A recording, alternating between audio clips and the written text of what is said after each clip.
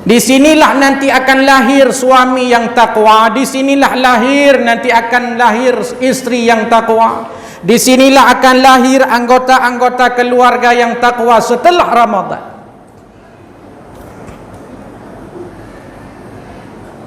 Maka Nabi sallallahu alaihi wasallam menyebutkan bahawa khairukum khairukum li ahlihi wa ana khairukum li ahli. Jangan sampai bu, suami-suami kita ini ketika di luar rumah melihat istri orang, tijo ibabah ke.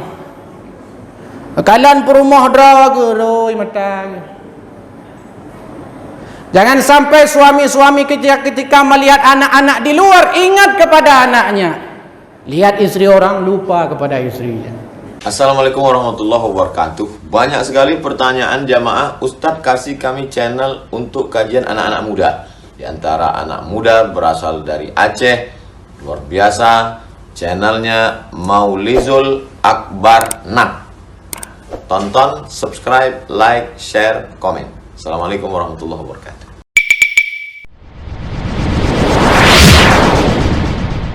Assalamualaikum warahmatullahi wabarakatuh.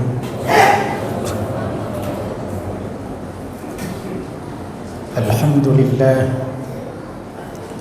wa syukru lillah, la hawla wa la quwwata illa billah. Amma ba'du fa ya ibadallah, ittaqullaha haqqa tuqatih wa la tamutunna illa wa antum muslimun. Allahumma subhanaka la ilma lana illa ma 'allamtana innaka antal alimul hakim. Rabbana zidna ilma warzuqna fahma. Rabbi shrah li sadri wa yassir li amri wahlul 'uqdatam min lisani yafqahu qawli birahmatika ya arhamar rahimin.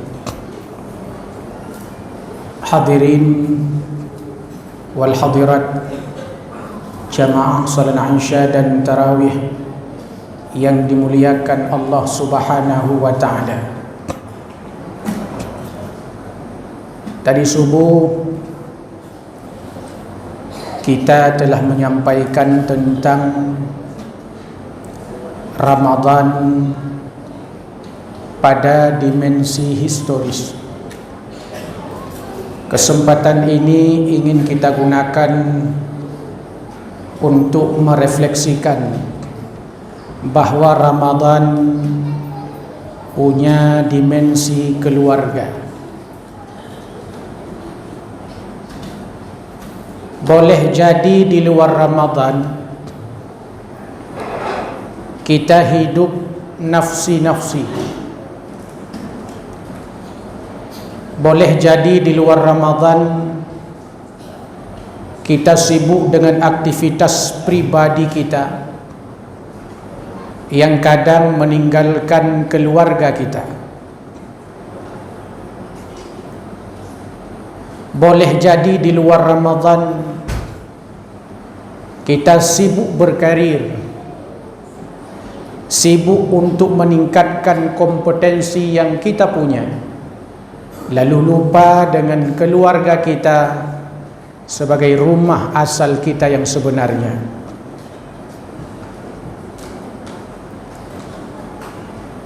Semua itu berbeda dengan Ramadan. Ketika 11 bulan kita jauh dari keluarga, tapi ketika Ramadan kita semakin dekat dengan keluarga kita. Bila di luar Ramadan mungkin kita makan malam sendiri. Boleh jadi ketika di luar Ramadan kita makan siang bersama kawan-kawan kita sekantor. Boleh jadi pula kadang tanyo-tanyo yang bro akai siangen sarapan pagi dengan selingkuhan tu. Tapi semua itu berbalik ketika bulan Ramadan. Kita sahur dengan keluarga kita, kita sahur dengan pasangan kita, kita sahur dengan anak-anak kita. Konsep keluarga sakinah mawaddah warahmah lahir dalam Ramadan. Mungkin di luar Ramadan sakinah sudah jadi rumah sakit. Mungkin di luar Ramadan mawaddah hana datuho kaija. Warahmah hanam datuho pika. Tapi ketika Ramadan tiba, sakinah mawaddah warahmah itu menyatu kembali. Di sinilah nanti akan lahir suami yang takwa, di sinilah lahir nanti akan lahir istri yang takwa. Di sinilah akan lahir anggota-anggota keluarga yang takwa setelah Ramadan.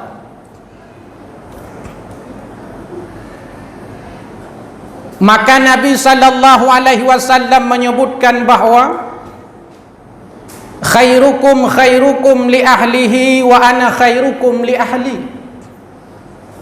Sebaik-baik suami adalah suami yang paling baik kepada istrinya. Sebaik-baik suami adalah yang selalu memperhatikan istri-istrinya.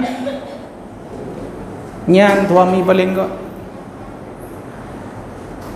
Akan tetapi suami yang paling buruk adalah suami yang selalu menyakiti hati istrinya. Oleh kemaah judul ceramah malamnya hanaruh ku jomblo-jomblo. Nyo ku suh ku urung kali mukawin.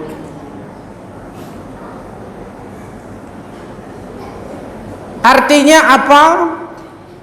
Ingin kita tegaskan bahawa kita Pak baru dianggap baik kalau seandainya kita baik di mata istri kita.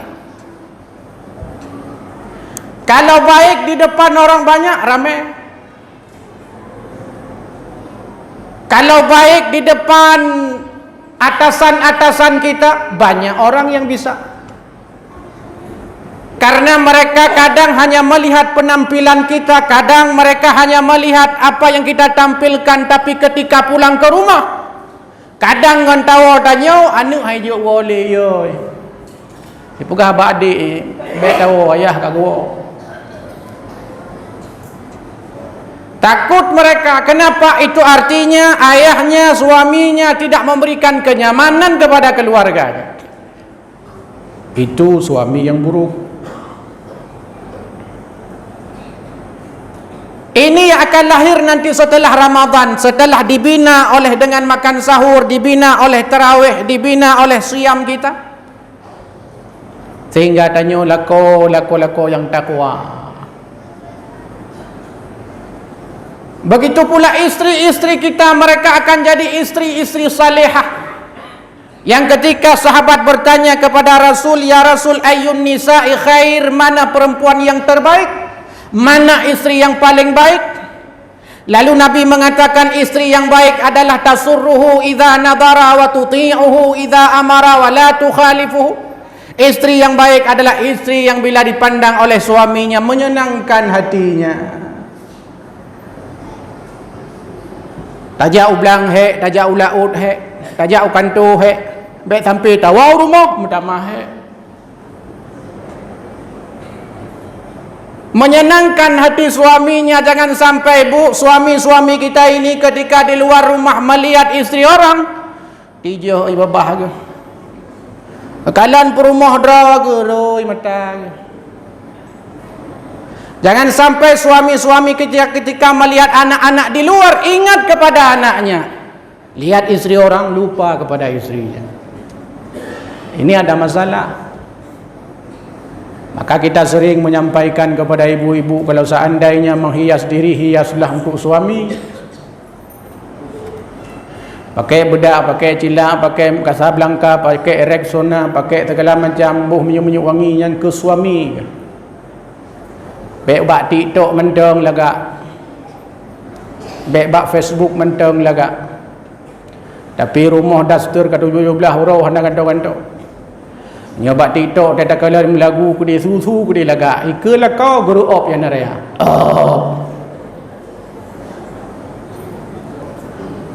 dah pegah tu lako hana li telera lako long meleh pujuh nak gua rumah leh hana telera gele kelong jawab dengan rupanya telera idron oleh hi suster ngesot.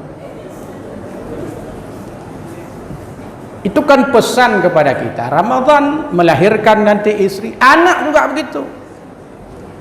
Kita sebagai anak akan jadi anak-anak yang berbakti kepada kedua orang tua karena dibina di dalam Ramadan. Kita semakin intim dengan keluarga kita, semakin dekat dengan keluarga kita. Berapa banyak kadang ayah jarang pulang ke rumahnya sehingga nu mentang anak itu leyah ko leyah om hoi ko ya karena trip tahan aku wow. Ada yang kerja ke Malaysia, yang merantau ke Jakarta, tidon 3 wow, makan tua ini.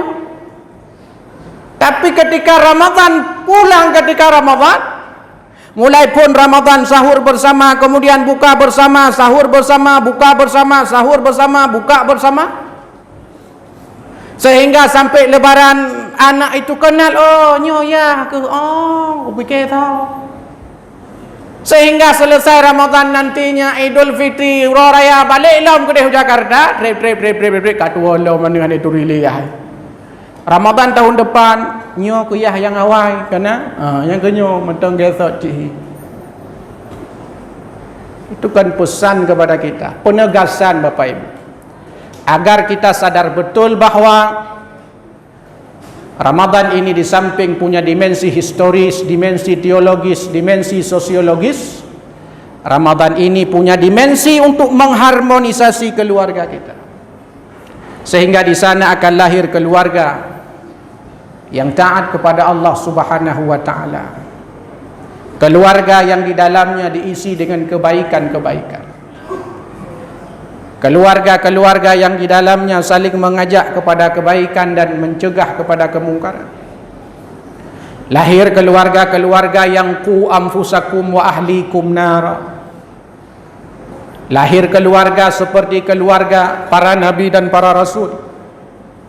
Lahir keluarga-keluarga orang-orang saleh tempo dulu. Dari mana itu lahir? Dari keluarga yang kita bina ini selama Ramadan. Maka jangan sampai kita sibuk dengan bukber buka bareng di luar rumah sehingga lupa bukber di dalam rumah. Jangan sampai kita sudah menyusun agenda dan jadwal. Puasa pun ngonyo dah buka, ngonyo dah buka sampai habis Ramadan di rumah tiga dah buka puasa. Nah, ini kan PR bagi kita supaya Ramadan ini benar-benar menjadi kesempatan bagi kita untuk mengharmonisasi keluarga kita sehingga keluarga kita akan dekat dengan Allah Subhanahu wa taala. Amin ya rabbal alamin. Mudah-mudahan menjadi manfaat kepada kami yang menyampaikan dan kepada seluruh hadirin wal hadirat yang mendengarkan. Hadanallahu wa iyyakum ajmain. Wassalamualaikum warahmatullahi wabarakatuh.